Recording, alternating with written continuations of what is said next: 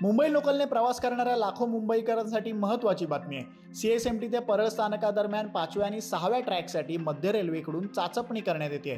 यामुळे जागेची मर्यादा लक्षात घेऊन हार्बर मार्गावरील लोकल ट्रेन सँडहर्स्ट रोडपर्यंत चालवण्याचा प्रस्ताव रेल्वे प्रशासनाने तयार केलाय। असं केलं तर हार्बरचे 2 प्लॅटफॉर्म हे मध्य रेल्वेसाठी वापरता येतील। याशिवाय भायखळा स्टेशनचा फास्ट लोकलचा स्टॉप रद्द करण्याचा विचार केला जातोय। असं झालं तर फास्ट लोकल सीएसएमटी नंतर थेट दादर स्थानकावर थांबेल। या योजनेअंतर्गत सीएसएमटी आणि मस्जिद बंदर येथील प्लॅटफॉर्म क्रमांक 1 आणि 2 चा वापर मध्य रेल्वेच्या मेन लाईन सेवांसाठी केला जाईल।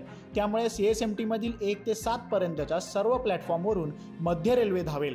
कल्याण आणि एलटीटी दरम्यान 5वी आणि 6वी लाईन अस्तित्वात आहे। आता ती कुर्ला ते परळ दरम्यान वाढवण्याचं काम सुरू आहे। त्यामुळे येत्या काळात मध्य रेल्वेकडून हे मोठे बदल लागू केले जाऊ शकतात। तुम्हाला याबद्दल काय वाटतं कमेंट बॉक्समध्ये नमूद करा।